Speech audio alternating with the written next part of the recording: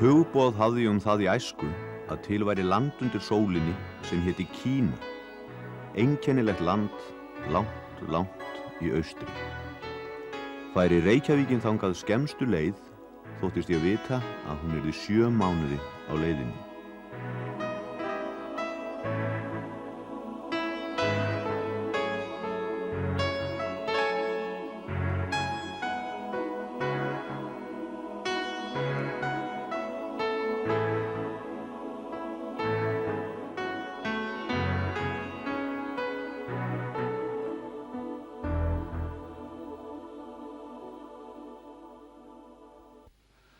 Það var yfir óravegu að fara milli Kína og Íslands, ríkisins í miðið og ríkisins á ysta hjara veraldar þegar 20. öldin gekk í garð.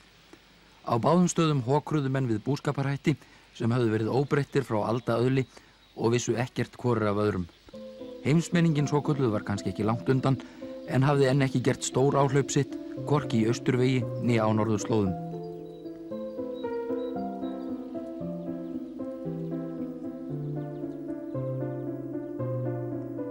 Þetta er sagan af íslenskum sveitadreng sem fékk þá hugljómun að fara kringum hnöttinn til að komast til síns fyrirheitnalands, Kína, en var loks að hverfa þaðan leiksoppur ógurlegra heimsviðburða.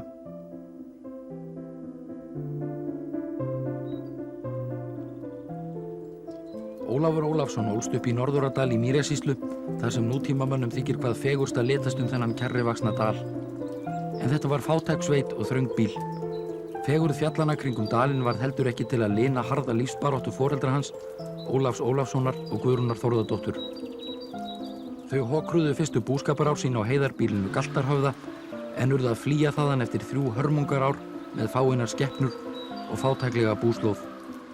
Við tók Desey, annað kotbíli, nær mannabyggð en engin kostajörð heldur. Þar fæddist Ólafur 14. ágúst 1895 í litlum og lélegum torfbæ sem faðir hans hafði þó byggt við svo að þunguð húsmóðirinn þyrfti ekki að skríða inn og út göngin.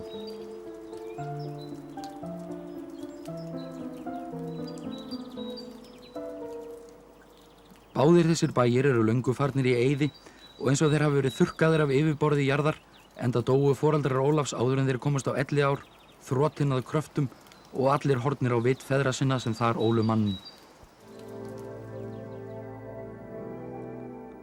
Ólafur var 7. í röð 11 systkina. Eins og gjarnt var fátæk heimili tvístruðust börnin sveitina, þau voru send í fóstur, en Ólafur ólst þó upp hjá foreldrum sínum. Það var kannski helsta lán þessarar kotfjölskyldu að börnin voru hraust og komast til manns, utan eitt. Barn sat Ólafur yfir fé á fjöllum, í 5 sumur var hann þar einn með sjálfum sér. Af lýsingu hans má ráða hann hafi verið draumlynt ungmenni, þótt varla hafa hann rennt í grun að sín byðu önnur örlög en búand hókur forfeðranna, langt handan við fjöllin sem umkringdu dalinn.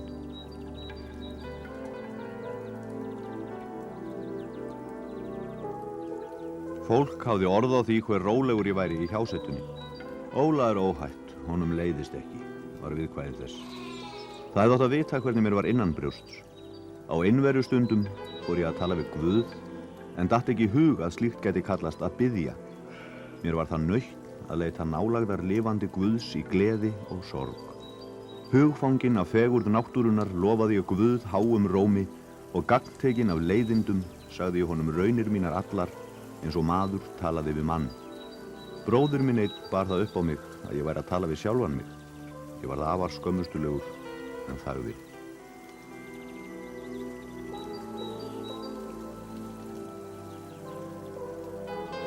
Eldri bræður Ólafs voru þó ekki gáttari en svo á háttarlegi drengsins að þeir ákvaða að koma honum í skóla.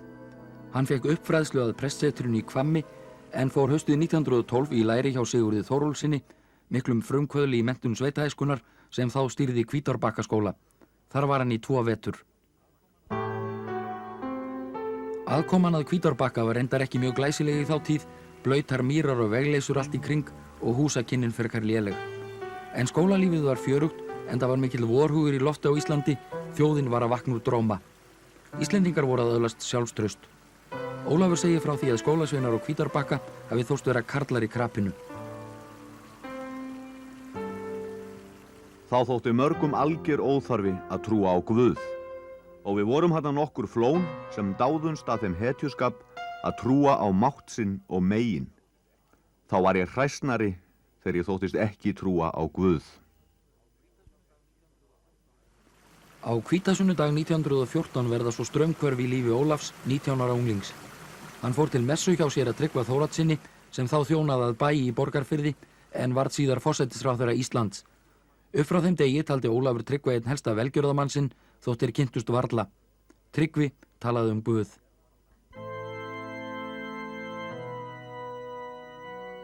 Það gerðan á þann veg að Guð varð mér lifandi staðreynd.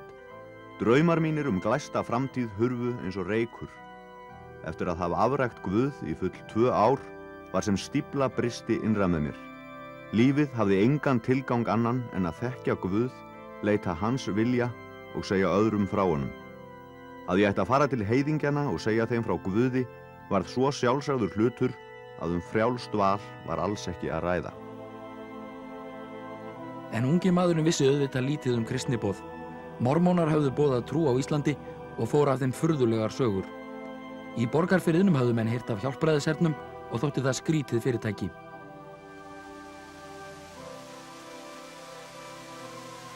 Köllun mína þorði ég naumast að kannast við fyrir sjálfum mér, hvað þá öðrum.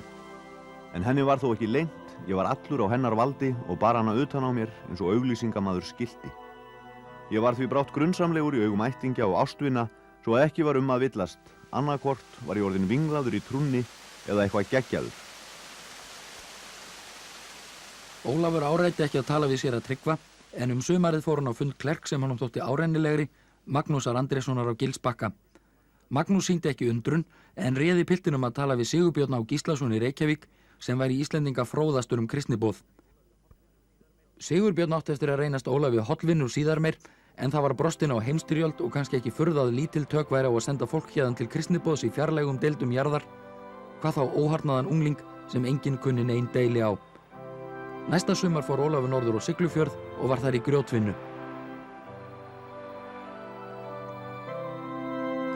Þarna stalst ég á samkomur hjá hjálpræðishernum og samkomur sem norskir sjómenn höfðu með sér í kirkjunni á Siglufirði. Stalst því að ég fyrirvarð mig gagnvart félögum mínum vegna hugarástands míns og fór mjög einförum. Vissi hvorki hvað ég átti af mér að gera né hvað mig myndi eiginlega verða. Þá gerðist það að ég kom inn á vitnisburðarsamkomu hjá norsku sjómönnunum. Ég skildi að vísu fæst af því sem þeir sögðu en svo voru áhrif þessara einlægu og eldheitu vitnisburða sterk að ég varð sem frá mér numinn á hrifningu og í hálfgerðri leiðslu var ég staðinn upp úr sæti mínu og farinn að halda tölu. Að samkomunni lokinni tók einn normaðurinn Ólaf tali og þeir gengu saman út í nóttina.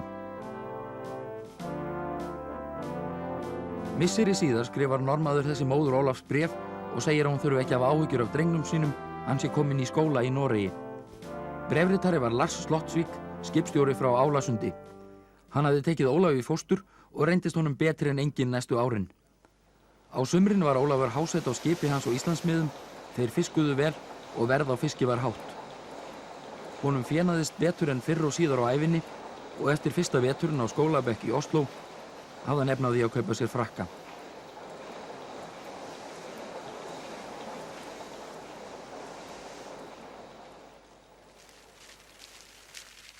Ólafur líkir Noregsförinni við að klefadyrum hafi verið lokið upp, frelsið blasti við. Til Íslands átti hann varla afturkvæmt næsta aldarfjórðunginn. Og í Noregi var fólk sem var öllum hnútum kunnugt í kristniboði. Norska Kínatrúboðsambandið rak kristniboðsskóla á Fjellhaug í Osló. Ólafur fékk þar inni og varðveitt bréf frá 21. júlí 1916 þar sem honum tilkynnt að hann hafi fengið skólavist. Honum leyft að setjast í annan bekk enda voru engin nýir nemendur aðrir teknir en þetta ár. Næstu 4 ár var Fjellhaug og skógivaxnar brekkurnar þar í kring hans annað heimili.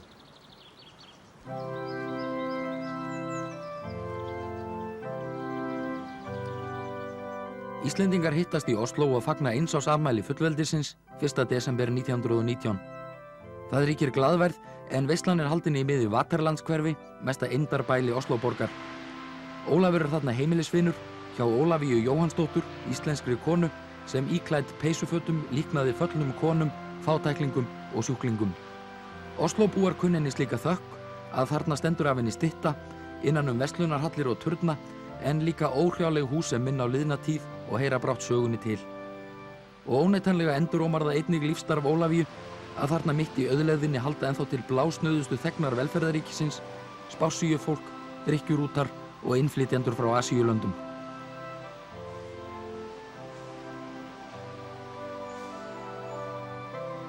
Tuttugasta og 1. ágúst 1920, stuttu eftir 25 ára afmæli sitt, tekur Ólafur kristniboðsvígslu. Viku síðar stígur hann á skipsfjöl og siglir út Oslofjörð. Það er sumar og loftið þrungið blómaangan, mangrúin á bryggjunni er ljósklæddur. Ferðinni er heitið til Ameríku.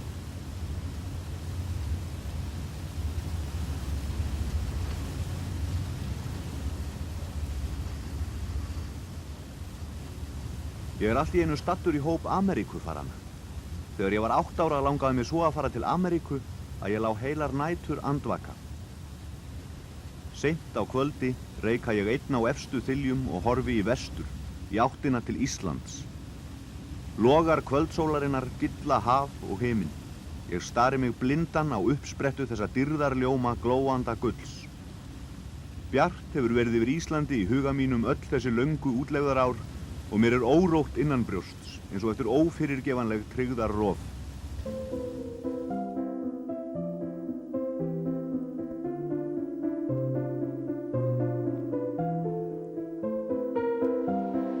Ameríka, gósenlandið. Ólafur kemur þangað á æðislegum uppgangstíma. Í vitund heimsins er Ameríka hraði, framfærir, tækifæri. Hann segir hann hefði ílengstar vestra hefðu lífsgæðin skipt hann mestu. En Ameríka er aðeins viðkomustaður á leið Ólafs. Hann nemur kínversku í New York, en síðan er hann farin á vitt Vestur-Íslendinga í Chicago, Minneapolis, Winnipeg og loks á Kyrrahafsströnd Kanada, þar sem honum hafði verið falið að þjóna prestlausum íslenskum söfnuðum.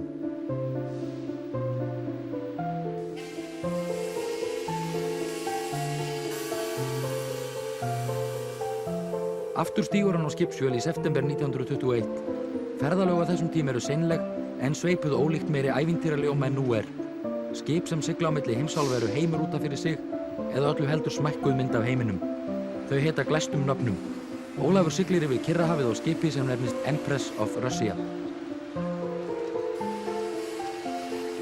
Hér eru fjölmargir nautnasjúkir auðkýfingar, skartkonur og hefðardrósir, globetrotters og kaupsýslumenn og nokkuð á annað 100 kristniboðar og kristniboðslæknar.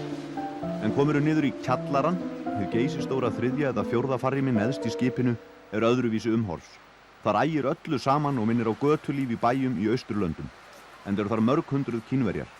Þeir sitja undir þiljum liðlangan daginn, reykja og spila upp á peninga, segja sögur og leika kínverska skopleiki. Í raun og veru hagar nú þannig til í heiminum að mikið svipar til skipulagsins borð í Empress of Russia. Hvítir menn upp á 1. og öðru farrými en Asíumenn í kjallaranum.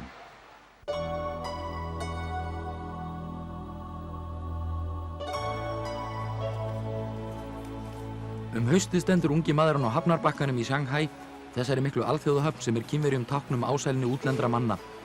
Stórveldin hafa þar sitt eigið hverfi, þar sem Vesturlandabúar eru eins og heima hjá sér. Það ríkir sem næst algjört stjórnleysi í landinu. Keisaradæmið er fallið og Kuomintang-hreyfingin sem nýtur forystu Sun Yat-sen hefur ekki náð að fylla upp í tómarúmið. Þetta er tími herfursta sem hafa skipt ríkinu á milli sín og stjórna af geðþótta. En stjórnmál er ekki efst í huga unga mannsins þótt þau eigi eftir að hafa úrslita áhrif á líf hans.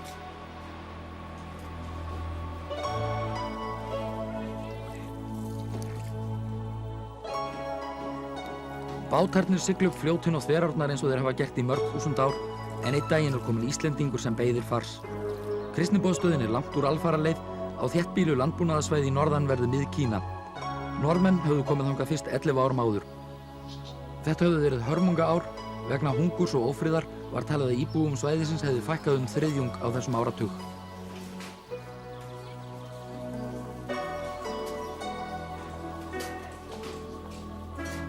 Ferðinni er heitið til staða sem heimsbyggðin hefur vissulega ekki heyrt getið. Frá Shanghai er farið 5 daga leið upp Yangtze-fljót. Í Hankou taka við litlir fljótabátar, siglingin upp Han-fljót tekur 3 vikur. Þá er loks komið í smáborgirnar Dengxiao og Lahaokao sem eru áfangastaður. Þolinmæði Kínverjana virðist óendanleg, en ferðalagið reynir á þolrif Íslendingsins sem skilur nú hvað felst í kínversku kveðjunni sem þýðir orðrétt, farðu þér hægt. Menn komast leiðar sinnar, en farartækin eru góður skóli í kínverskri þolinmæði. Mest dáðist ég þó að þeirri þolinmæði sem virtist hvíla yfir þessum langferðamönnum. Út úr ánægjusvip andlitana fannst mér auðlesið: við komumst ferð okkar, ekkert liggur á. Allar góðar vættir gefi að járnbrautirnar komi aldrei hingað og eyðileggi landið og atvinnuvegina. Ég hneigði mig lotningarfullur og kvaddi: man, dít í stó, hægan, far.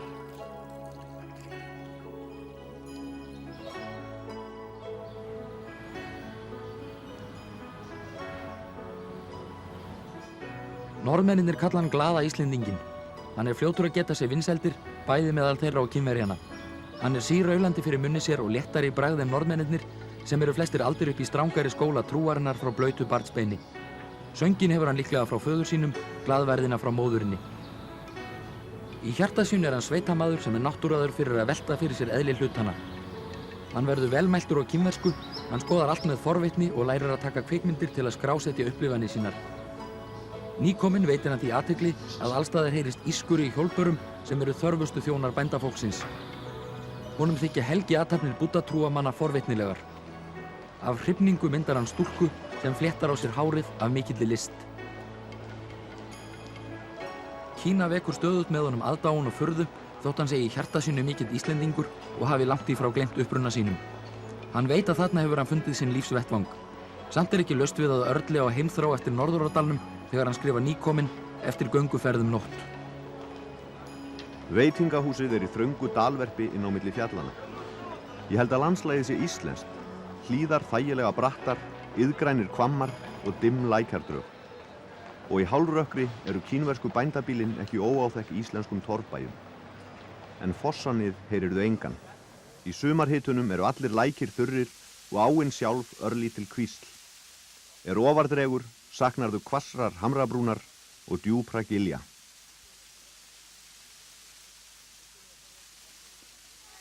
En vissulega fer það ekki fram hjá honum að lífið er snautt af þægindum. Óþrif eru þjóðarlöstur, óþefurinn oft kæfandi. Lýs og flær fara ekki manngreinar álit. Sjúkdómar eru aldrei langt undan, blóðkreppusótt og mýrarkalda herja á, ófáir kristniboðar forða sér aftur í betra loftslag. Beiningamenn eru hvarvetna fjölmennir og í flokkum. Það er siður og skylda að gefa þeim, enda hafa þeir ekki önnur hús að venda, en annars eru Kínverjar skeytingalausir ógæfu og þjáningar náungans. Ópíumnautn er útbreidd og margir komast á vonarvöl vegna þessa þjóðarböls.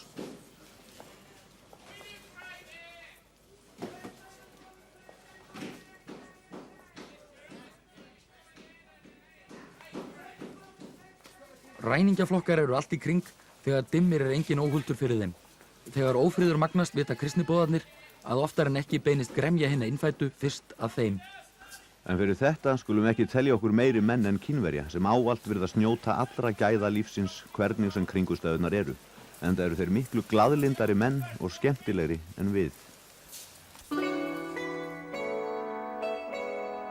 2. október 1926 kvænist Ólafur Herborgu Eldivík, kennara frá Þrændalögum í Noregi. Herborg hafði verið nemandi á Fjallhaug og þau Ólafur höfðu hist þar, en það var ekki fyrr en í Kína þau felldu hugi saman. Herborg hafði dvalið í Kína í 3 ár og allan þann tíma var óöldin að magnast.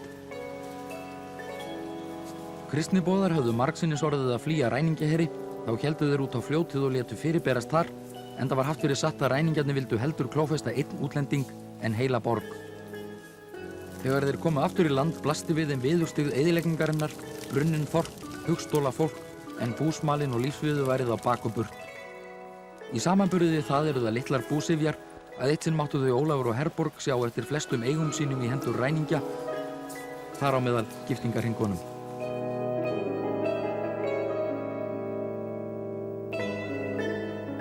Á þessum árum skrifuðu blöð á Vesturlöndum þá illu meðferð sem útlendingar mættu sæta af hendi Kínverja.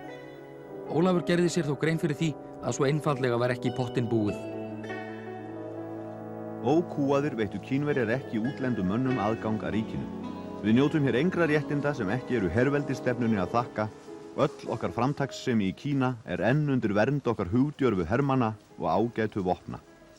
Fari illa okkur, erlenda menn í Kína, ættum við síst öðrum að kenna, því sjálfir höfum við búið svo bólið.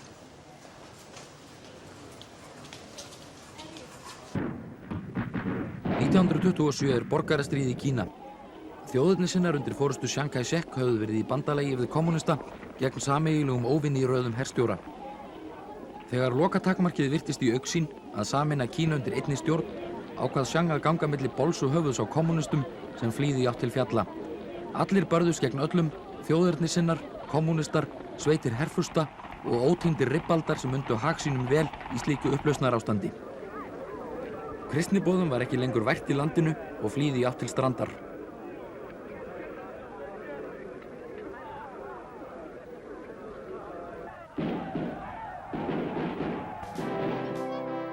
Hvað eftir annað hafði fólk í hótunum við kristniboðana og algengt var að menn hrópuðu á eftir okkur: útlendu djöflar, útlendu hundar, niður með kristindóminn, drepum útlendingana.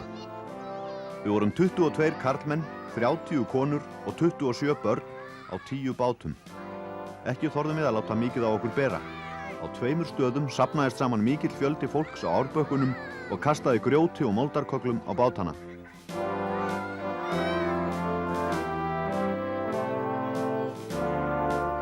Þessi litli floti komst þó á 14 dögum niður til Hankou.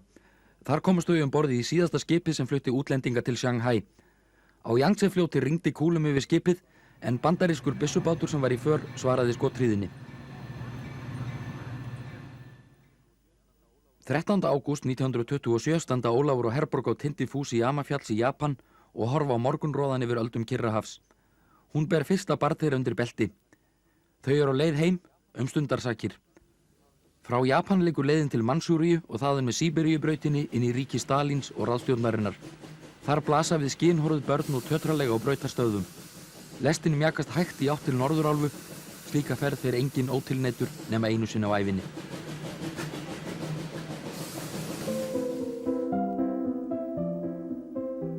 Það var óharðnaður unglingur sem fór frá Íslandi. Heim kemur þroskaður og lífsreyndur maður, víðförull en flestir landar hans, enda hefur hann lagt að baki hringinn kringum hnöttinn. Honum tekið með kostum og kynjum og heldur á annað 100 erindi árið sem hann dvelur hér. Það verða líka þáttaskil í starfi hans.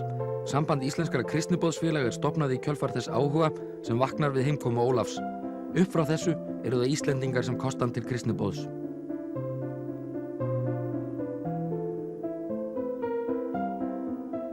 Aftur lagt í langferðalag, nú með lest yfir þvera Evrópu og þaðan með skipi gegnum Súesskurð og þaðan yfir Indlandshaf, Ceylon og Singapore og loks til Shanghai. Þetta mánaðarsigling.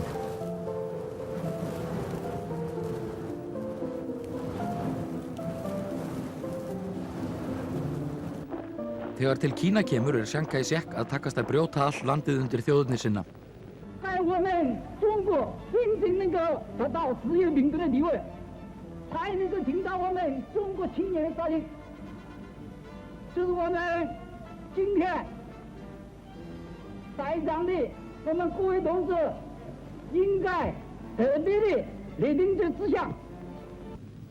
Kommúnistar eru króaðir af á fjöllum og eiga sér vart viðreisnar von. Gangan langa skammt undan. Með örlítilli bjartsýni hægt að vona að friðartímar séu í vændum í Kína. Samt enn ófriðilegt, öldur borgarastríðs hefur ekki lagt. Ólafur fararstjóri fyrir flokki 6 kvenna og 10 barna. Her ræningja hamlar för upp hanána. Að endingu verður úr að öðrum ræningjaflokki mútað til að fylgja þeim upp ána. Þeir sitja uppi og reykja ópíum meðan fullorðna fólkið reynir að halda hita á börnunum. Þegar til Deng Xiao kemur eru ræningjar uppivöðslusamir og eru það reyndar næstu árin. Þetta í 9. eða 10. skiptið í vetur sem barist hefur verið hér á götum borgarinnar. Bændaher, borgarlið og hreinir og beinir ræningjaflokkar kallað sig bolsjevika, hafa barist borgina og ýmsum veitt betur. Sigurvegararnir hafa látið greipar sópa hjá borgurunum svo að hagur almennings hinn erfiðasti. En nú vonar maður að umskiptin verði góð.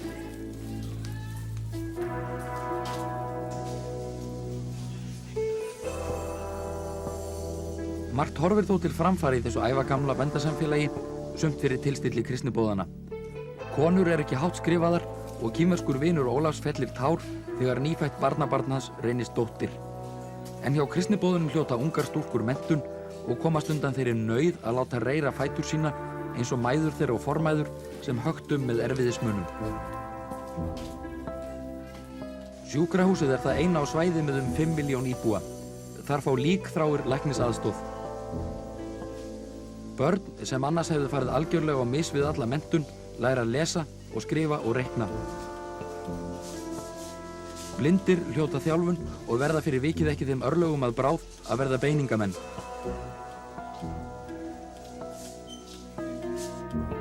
Ópíummenn kasta eiturtólum sínum á eldinn og setjast á námskeið skaðsemi fíknarinnar.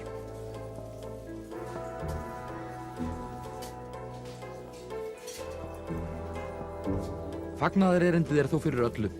Vegna þess gera kristniboðarnir sér ferð langleiðina á heimsenda í fullkominni óvissu hvort þeir eigi afturkvæmt til ættingja eða ættjarðar. Oft komu menn langt að til að tynda á lí, heyra kenninguna. Og af því sáðmennirnir voru köllun sinni trúir, reyndist það satt eins og ávallt að sumt féll í góða jörð og bar ávöxt. Þeir sem svo höfðu veitt fagnaðarboðskapnum viðtöku hurfu glaðir heim aftur og vitnuðu með djörfung blessun samfélagsins við mannkynsfrelsaran Jesúm Krist. Þannig mynduðust smá söfnuðir hér og þar sem kristniboðin ferðast á milli. Hann kemur föstu fyrirkomulagi á starfið, útvegar þeim innlendan prest eða kristniboða og barnakennara. Og ef þörf krefur leggur kristniboðsfélagið fram nokkurt fé til að byggja samkomuhús.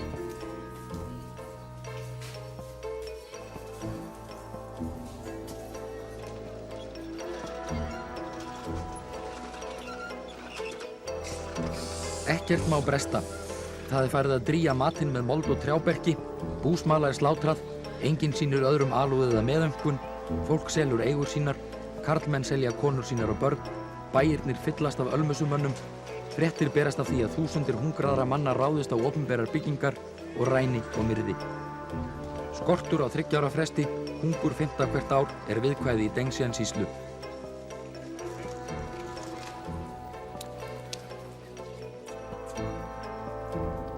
Einn morguninn lá 11 ára gamalt barn fyrir utan dyrnar hjá okkur. Liðið lík. Ómögulegt reyndist að vita hver ætti það. Það var oftast eftir nóttina að dáið fólk fannst hér og þar á götunum. Lögreglan seldi beiningamönnunum líkin í hendur. Þeir fengu fataræflana fyrir að sökkva þeim niður í skotgrafirnar fyrir utan borgarvirkin og moka yfir. Þegar kristniboðarnir hafa ekki meiri mathanda en hungruðu, útdeila þeir peningum. Þeir reyna að líkna fólki sem unnvörpum gefur upp öndinni í bækistöð þeirra. Atburðirnir greipa sig í vitund Ólafs. Ég minnist ekki neins frá kristniboðsstarfinu sem jafn auðmýkjandi að hugsa til og þessarar ófullkomnu og ófullnægjandi hjálparstarfsemi á miklum neyðartímum. Orsök þess annars vegar sú að þá sá ég mannlega neyð hvað mesta. Hungur myrðir bæði líkama og sál. Hins vegar hefur amað að mér sársaukafull tilfinning af hver hræðilega ónóg hjálp okkar var og að við hefðum sjálfsagt geta gert betur.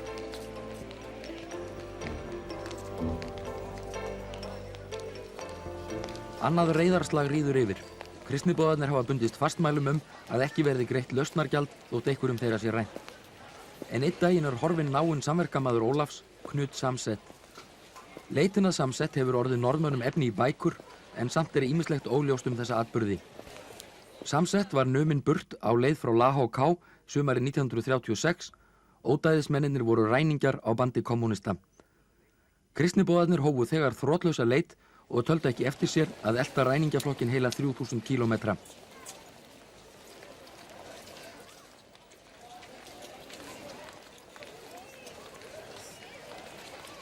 Ólafur var á slóð þeirra í 2 mánuði vegi og vegleysur en allt kom fyrir ekki. Tæpu ári eftir brotthvarfið fréttist að Samset hefði látist í höndum ræningjana. Þessir atburðir vörpuðu skugg yfir starf kristniboðana og sjálfum var Ólafi alla tíð óljúft að minnast þeirra. Þessi ferð hefur tekið mjög á því sagt að hann hafi aldrei verið jafn glaður maður eftir. En skuggarnir lengjast ekki bara á kristniboðsvæðinu afskekkta. Allstaðar eru blikur á lofti. Japanskir bíógestir virða fyrir sér Hitler og Mussolini sem aka vígreifir gegnum manngrúan á Sigurstræti í Berlín. Japanir vilja verða herraþjóð Asíu. Þá skortir landrými og þeir finna sér allskyns réttlætingar fyrir ofbeldisverkum og yfirgangi. Þeir ráðast fyrst á Shanghai 1932 og hafa þegar lagt undir sig Mansúríu og sett þar á stall Lepsin, Pu Yi, sem barnað aldrei var keisari yfir öllu Kína. Kínverjar eru auðveld bráð. Þótt stríð hafi verið þar daglegt brauð fjölmennasta þjóð í heimi klofin innbyrðis. Chiang Kai-shek forðast í lengstu lög að styggja eina herská og granna og blygðunarlaust flíka þeir hernaðarmætti sínum. Sumarið 1937 finna þeir átillu til að gera allsherjar innrás í Kína með grimmdarverkum og ómælanlegum blóðsúthellingum.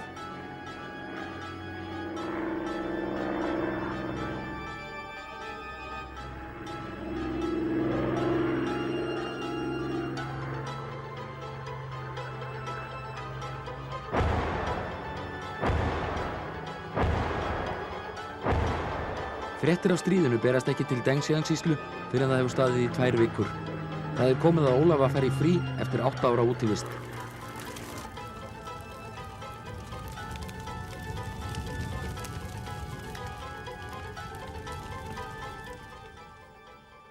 Síðla árs 1937 skrifar Sigurbjörn Á. Gíslason í Morgunblaðið og segir: Það hafi í vetur birst margar hroðasögur hægi kristniboða í Kína. Ýmsir þeirra hafa beðið bana við flugvélaárásir Japana. Aðrir hafa orðið fyrir ósvífnum ræningjaárásum og margir hafa lent í mestu hrakningum þeir leituðu til hafnarborga úr upplöndum Kínaveldis.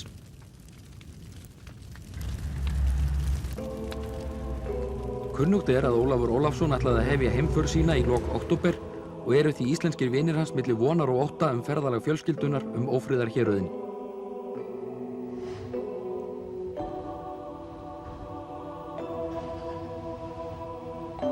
Óttinn var ekki ástæðulaus. Ferðin til strandar ævintýraleg og skelfileg. Börnin eru 5, það yngsta á öðru ári, það elsta á því 10. Í þetta sinn þykja óeirðir á Hanáni hreinasta smámál. Í Hangzhou kemur í ljós að fljótaleiðin til Shanghai lokuð. Loks tekst þeim þó að fá far niður Yangtze-fljót, niður fyrir Nanking.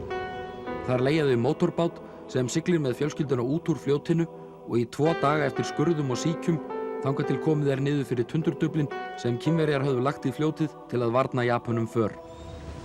Loks komast þau til Shanghai. Á leiðinni mæta þau ótal japönskum skipum sem sigla til frekari landvinninga ofar með fljótinu.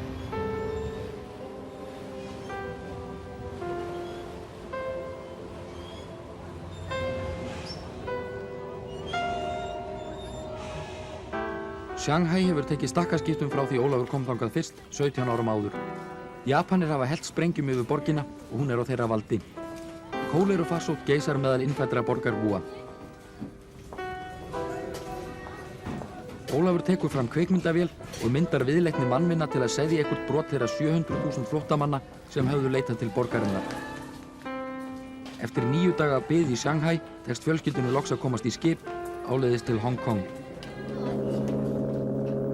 Nú hvílumst við og njótum. Ekki matar, drykkjar og gleðskapar, heldur fyrst og fremst öryggis. Þeir sem það hugsa sjá að fleira erfitt kristniboða en ferðalag með konu og 5 ung börn ófriðarlönd. En mikil breytingin að mega nú vera óhultur með ástvini sína heila á húfi dag eftir dag. Það tímanna tákn að sjóferðina heim siglir fjölskyldan á þýsku skipi Gneisenau sem nokkrum árum síðar liggur sundurskotið á hafsbotni. Það eru haldin jól, á myndum virðist lífið borð áhyggjulaust, börnin leika sér á þilfari, fólk hvítklætt, þarna virðist andblær glaðari og áhyggjulausari tíma, allt undir merki hakakrossins.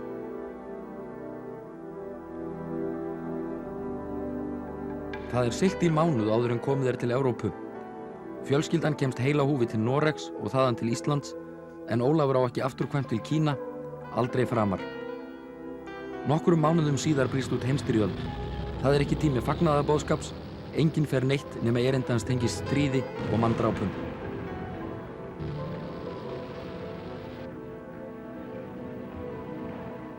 Hann bíður stríðsloka og vonar að þá auðnist sér að komast aftur til Kína.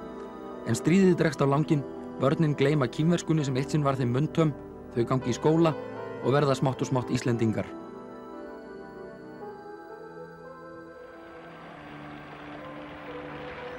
Fallbyssurnar ekki fyrr þagnaðar en borgarastríð brýst aftur út í Kína.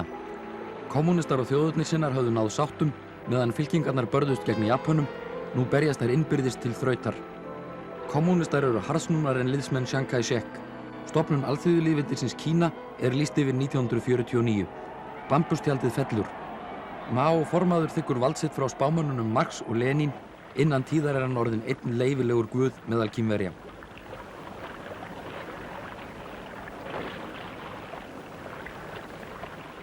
Sporgöngumaður Ólafs í Kína, Jóhann Hannesson kristniboði, hrökklast undan kommunistum. Það renn upp myrkra tímar fyrir kristna menn í ríki Maós. Óljósar fréttir berast af ofsóknum, annars þögn.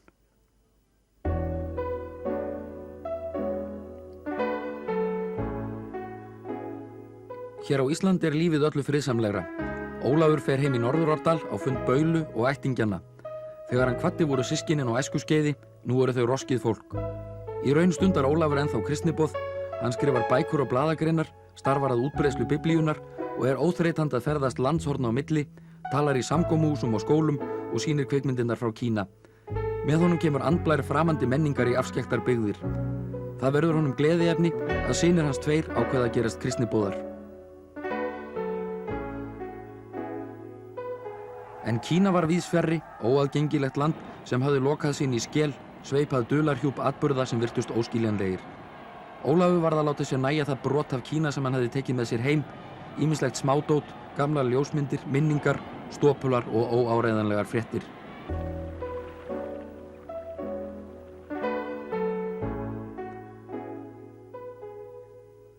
Eitt sumarið þó kominn gestur úr öðrum heimi, Lindán Seng kristniboði frá Kína. Í íslenska sumrinu gleymast stundarsakir áhyggjur af vinum sem í hættustaddir. Skemmtilegast þykir Ólafi þó að geta talað kínversku aftur.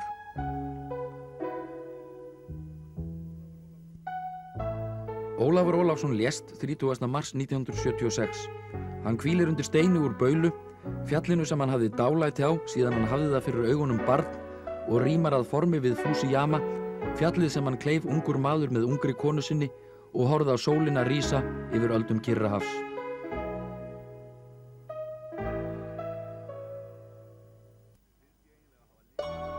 Mér finnst ég eiginlega að hafa lifað lífi mínu í Kína.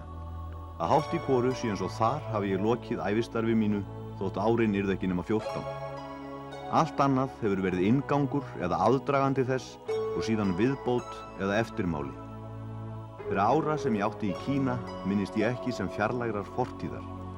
Allt sem bar fyrir mig stendur mér lifandi fyrir hugskotssjónum, eins skýrt og lifandi og það hefði gerst fyrir ári eða jafnvel í gær. Með öðrum orðum, ekki sem fortíð, heldur sem eilíf nútíð. Þetta eina sem hefur gilt í lífi mínu og gildir enn, kristniboðsköllun mín. Og það var einmitt fyrir það mikla heillaspor að ég fékk að koma til Kína.